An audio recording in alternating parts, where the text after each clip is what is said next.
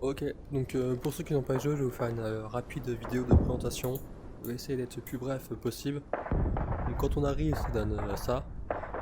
Pour ceux qui ont joué à Grand Branch, ça ressemble un peu à Grand Branch, vous voyez écran où tu as les deux personnages animés autour de ce jeu. Donc là, on a le training, on va commencer par ça. On a le single player, on a le server browser, on peut host une game. Quand on host une game, on peut la mettre en, pardon, en public ou enfermé. Quand on confirme qu'on veut la mettre fermée, il nous demande un mot de passe. Après, il y a des settings. Donc, dans le général, on peut mettre encore. Donc là, tu vois, par défaut, si tu désactives ça, tu auras juste des mains qui volent. Et là, c'est pour ajouter un effet de Virtual Stock. En gros, quand on porte son arme, l'arme a une synergie. Donc, c'est pour activer ou désactiver ça. Là, c'est pour mettre la taille. Il n'y a pas d'auto. Je sais plus comment ils appellent ça, mais il n'y a pas un système pour détecter ta taille automatiquement dans le jeu. C'est à toi de mettre manuellement ta taille. Donc, si par défaut vous lancez le jeu, vous faites 1m40, je crois. Moi, c'est ça, donc je sais pas si c'est pareil pour tout le monde. Donc, c'est là où il faut modifier ça. Donc, là, du coup, c'est comme sur TVR, on a des modes de gris, on peut modifier tout ça et tout. Et dans vidéo, on peut mettre les textures du coup.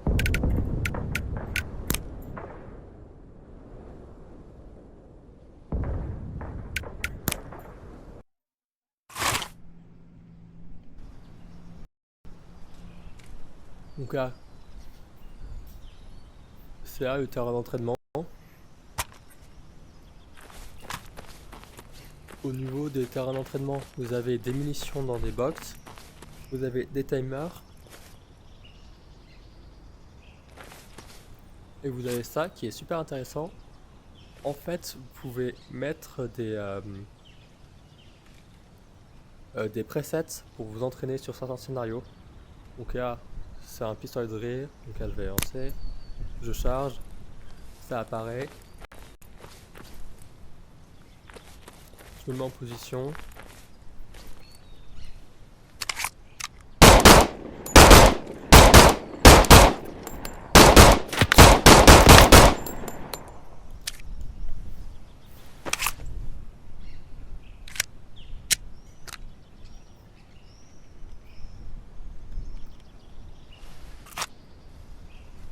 Et voilà.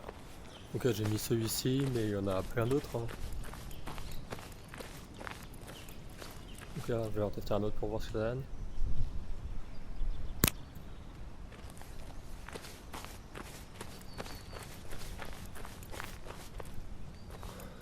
Ok, donc sachant que ce droitier serait plus facile d'aller de droite à gauche selon moi, donc on va tenter d'aller de gauche à droite tout simplement.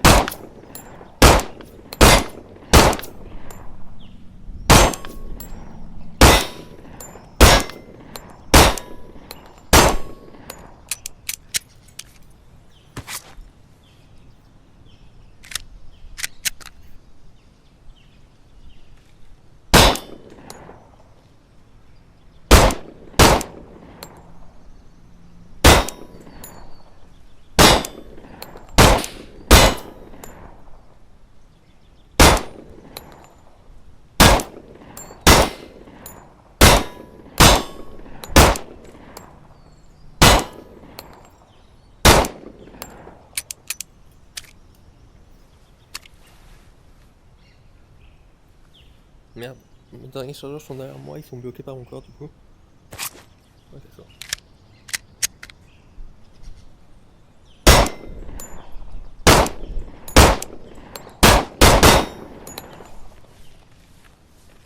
Heureusement que j'ai pas mis un timer.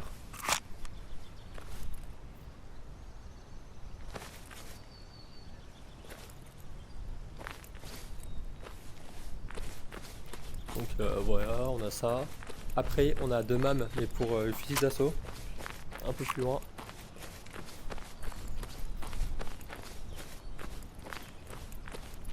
Là, vous voyez, c'est vide. Mais si je mets celui-ci, par exemple,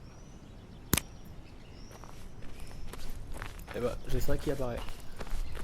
Après, il y a le Sandbox Range qui va arriver dans les futures mises à jour.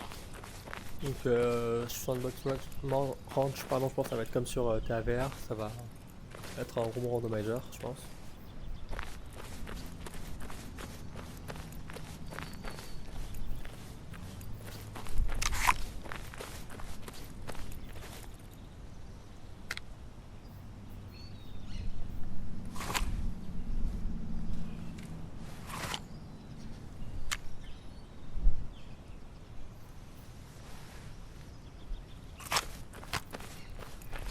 Après, pour ceux qui me connaissent, vous savez que je suis un aficionado de système attack qui est disponible dans ce jeu. En gros, on a ça qui pour l'instant est vierge mais devrait arriver dans la prochaine mise à jour. Après, on peut voir notre caméra où c'est de nos potes en temps réel. Du coup, là, on a quelques paramètres pour le faire venir. Donc, on a quelques paramètres qu'on peut modifier ici. Ici, on a une vision drone. Alors, ça, on en parlait avec Under hier. Je sais pas si on peut mettre une vision thermique ou pas sur le drone. On peut bouger la caméra pour essayer de se concentrer sur un endroit particulier. Et là, du coup, bah, comme sur Attack, on a une grande map où on se voit en temps réel. Alors, ça, je sais pas si c'est un bug ou pas, mais hier, avec les gars, quand je jouais, je les voyais pas sur la carte. Donc, ça, c'est bon à savoir. Je sais pas si ça marche. Si ça marchera dans. Si on faire un patch, je pourrais régler ça ou si c'est normal ou si c'est un truc à faire de notre côté. Donc là, on a une chaos. Dès que vous arrivez dans chaos, en fait, il y a des bots qui sont déjà mis par défaut.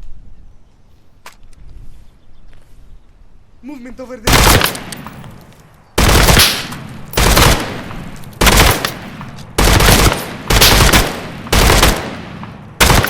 Taking the shot. Spread out and search. En fait, sur la lampe, quand vous appuyez une fois sur la lampe, ça va être activé. Et si vous désactivez le bouton, pardon, si vous appuyez plus sur le trigger, elle va être désactivée. Donc en fait, il faut faire un double clic pour qu'elle reste allumée. Et c'est de même pour le laser. Donc ça ressemble beaucoup à Grand Branch du coup.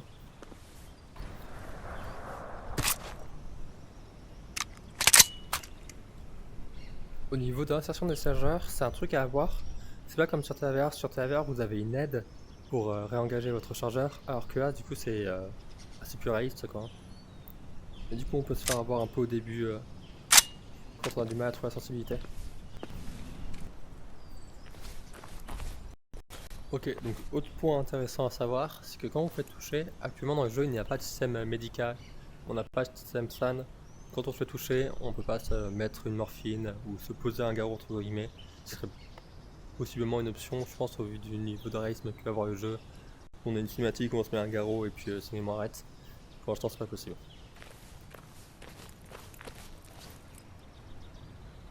Donc là, c'est une shootout, tout à l'heure on était en chaos, donc je pense que la différence ce sera qu'on n'aura pas de bots ennemis mais des cibles.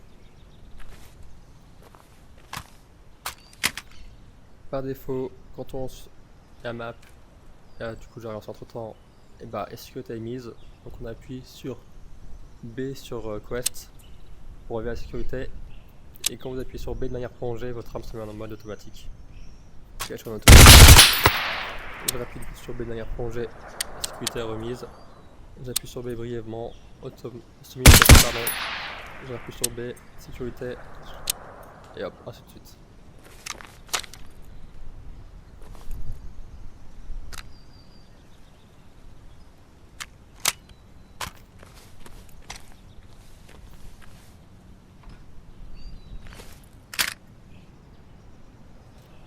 Autre truc, vous voyez pas du coup, mais dans mon dos j'ai j'ai un fusil pour bridge sur les portes. Sauf que moi je n'y arrive pas à y mettre et la sensibilité est un peu trop sensible. Donc dès que je bouge, le fusil part, mais là c'est bon, j'ai réussi à l'avoir. Mais hier quand je jouais avec Under, chaque fois que je vais ouvrir une porte, c'est Under qui me donnait mon fusil.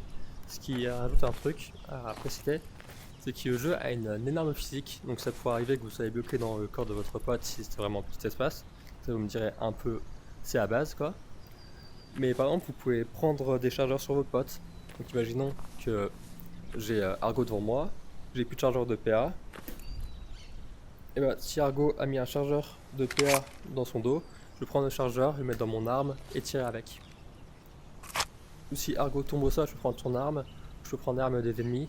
C'est pas comme dans TAVR où les armes des ennemis disparaissent au bout de 10 secondes. Au niveau des portes, pour ceux qui ont vu mon message hier, vous avez dû voir que les portes elles sont un peu buggées. En gros, là j'ai tiré sur la porte. Il n'y a pas de physique au niveau de cette partie à la porte, il n'y a que la poignée qui a une physique. Mais ça arrive un peu une fois sur deux, donc c'est un peu trop aléatoire pour que ce soit... Enfin, que ce soit bien quoi. C'est une fois on peut pousser la porte et il se passe rien, l'autre fois on peut pas la pousser parce qu'il n'y a pas de physique ici quoi. Et du coup ça arrivera aussi des fois que vous voyez que la poignée de porte disparaît, mais vu que la poignée de porte c'est la seule partie physique de la porte, et ben elle va réapparaître, donc ça c'est un peu bizarre, on a fait sauter au fusil à pompe ou autre, la poignée disparaît, mais vu qu'il faut quand même une poignée pour qu'on puisse pousser la porte, elle va réapparaître. Donc là, il y a un système de mag timing, c'est très différent de sur Taver. En fait, la plupart des touches elles sont inversées. Donc là, j'agrippe comme sur Taver avec ma gâchette arrière.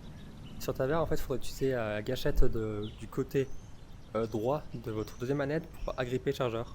Mais sauf que là, c'est pas pareil, il faut appuyer sur Y. Il va automatiquement faire la transition. Et hop, là, on peut engager un nouveau chargeur.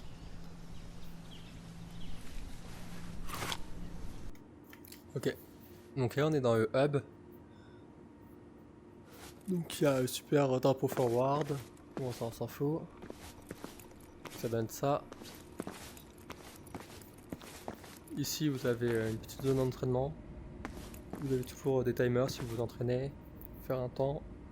Vous avez toujours des chargeurs ici. Des cibles ici. Et on a d'autres cibles du coup ici. Donc qui sont en noir. Ça permet d'utiliser JVN et d'en parler un peu. Donc le système de JVN c'est pas comme sur Taver, vous voyez qu'il y a beaucoup de différences. Sur Taver en fait il suffit de kicker et puis elles vont automatiquement descendre, alors que là il faut bien les accompagner jusqu'au bas pour qu'elles descendent. Toujours la sécurité arrivée.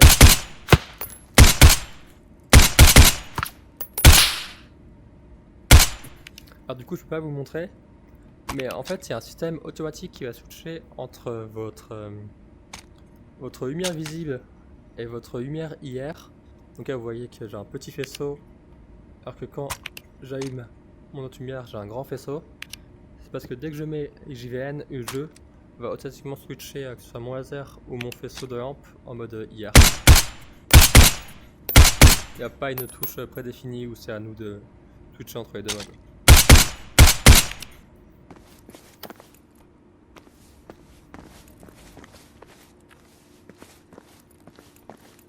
Donc là, c'est la zone où on peut sélectionner nos maps. Donc il y a différentes maps, il y a la map d'entraînement. On a une ambassade iranienne, j'ai réussi à dire.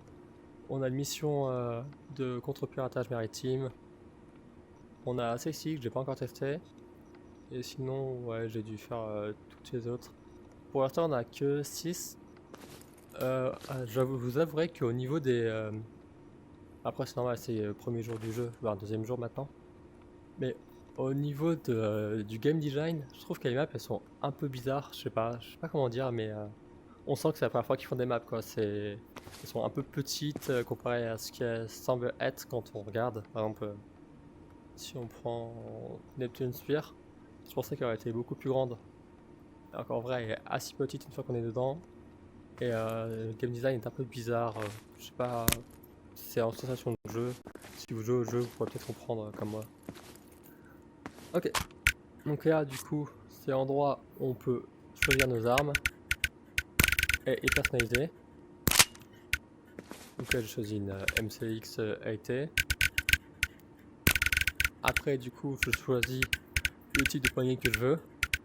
Si vous prenez une poignée et qu'elle ne marche pas, c'est simplement qu'en fait vous avez dû prendre une poignée en M-Lock et vous avez un rail Picatinny ou inversement. Donc, par exemple si je prends ça,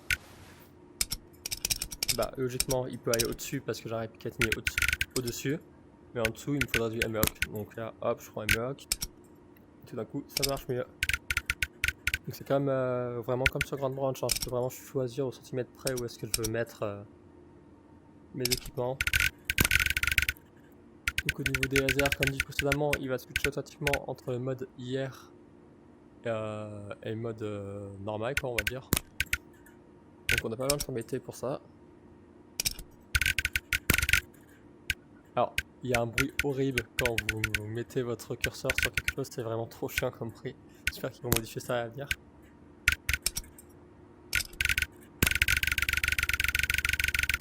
Alors quand même on doit même plus dessus, bref.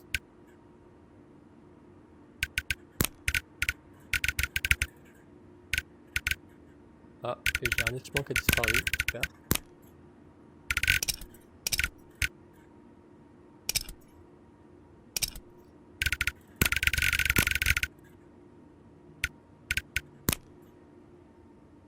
Ouais non, ça va marcher.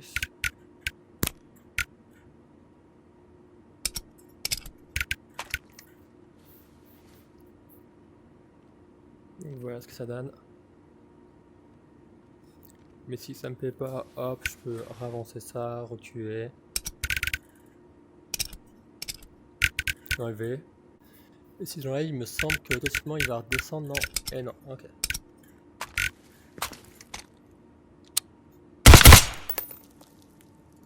Alors pour l'instant j'ai pas fait assez de tests, mais on en parlait avec Under hier soir. Faut essayer de voir si les armes c'est juste des modes d'armes comme ça s'avère, ou si on a une réelle sensation de tir différente en fonction de l'arme qu'on utilise. Donc ça, bah, faudra utiliser le jeu de nombreuses heures pour voir s'il y a une réelle différence. Donc là on va passer à la personnalisation de notre équipement. Donc là on a une vue de notre personnage, donc on peut choisir sa couleur de peau, mais je pense pas que pour d'autres personnes que moi ce sera un paramètre important ou qui va vous être utile. Donc là c'est dans Body Face, on peut choisir sa couleur de peau ou différents visages. Dans le gear, on peut différencier notre haut du bas. Donc en haut j'ai un t-shirt actuellement, j'ai mis en body green, mais je peux prendre un hood que je mets en navy par exemple. En bottom, on a un choix de différents pantalons tout simplement. Après au niveau des vestes, bah voilà, toutes les vestes disponibles, toutes les vestes en système attaque comme vous pouvez le voir. Pareil, on peut changer la couleur, hein, logiquement. Au niveau des ceintures, il y en a juste deux pour l'instant. On a celle-ci et celle-ci. Et bah voilà, hein, les petites Vans pour les aficionados. Ou des chaussures plus classiques on va dire. Donc en gros, une fois qu'on a sélectionné nos équipements ici, on va pouvoir passer à la personnalisation de notre porte-plaque ainsi que notre ceinturon. Donc là, au niveau des poches ventrales, je peux choisir un système de triple poche. Donc il y a deux systèmes, il y en a même plus que deux. Je peux aussi choisir de mettre des poches comme ça, individuelles, et de les mettre manuellement là où je veux qu'elles soient quoi. Donc là vous voyez que j'en ai mis deux, de deux et un simple.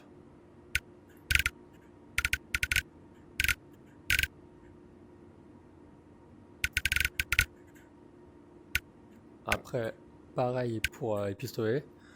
Alors pour le système de poche pour pistolet, il n'y a qu'un système de simple. En gros, il n'y a pas, si vous voyez, il y a certaines marques qui font des systèmes de double où c'est deux systèmes simples mais collés les uns aux autres. Donc là, il n'y a pas. Après, on peut pas aussi incliner à 40 degrés. Mais bon, après, ça c'est un peu un détail sur un jeu vidéo. Parce qu'on a la sensibilité qui nous aide quand même vachement à récupérer nos chargeurs. Pour les snap charge, j'ai pas essayé encore de les utiliser, mais on m'a dit que quand on prenait un système, il y avait deux charges intégrées. Donc si vous prenez un seul système dans le port, vous allez avoir deux charges intégrées. Donc là, 9bang, flashbang et grenade. Offensif, il me semble, du coup.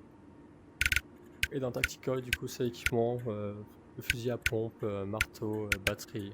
Il faut aussi choisir de ne pas en mettre. Donc ouais, pour la partie personnalisation de l'arme. Après, je sais qu'il y a des packs de côté là qu'on voit, mais je sais pas si elles sont réellement utiles, si c'est juste un élément de design. Donc en gros, on peut être 6 dans le jeu, chacun aura un casier. Et si vous allez dans le casier d'un de vos potes, bah vous pouvez pas personnaliser vos équipements, ce qui est entre guillemets logique et chiant à la fois. C'est imaginons que là ce soit marqué casier Sparte, bah je pourrais pas aller dans le casier Sparte pour modifier mes équipements. Il faut vraiment que j'aille dans mon casier pour pouvoir faire tout ça. Donc là, on va lancer une mission d'ici.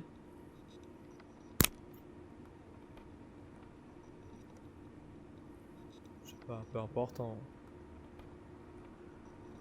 c'est une mission d'otage rescue. Et l'otage rescue c'est super intéressant parce qu'en fait il faut tenir la personne par l'épaule pour la diriger. Et c'est de même pour les missions de capture de HVT. En fait il faut menotter la personne, donc ça je sais pas comment ça se passe vu que j'en ai pas encore fait. Et une fois que vous avez menotté la personne, il faut la tenir par l'épaule, passer au PA et lui dire où elle est quoi. Et quand vous avez des missions d'HVT, de capture d'HVT pardon, et ben HVT peut partir. Ça c'était assez drôle hier parce qu'on jouait à une mission et les gars s'attendaient pas à ce que HVT parte. Et du coup ils ont fait un compte rendu de fou, c'était super drôle, ils ont dit oh putain HVT se barre, mais parce qu'en fait quand elle nous a vu arriver, elle est partie tout simplement.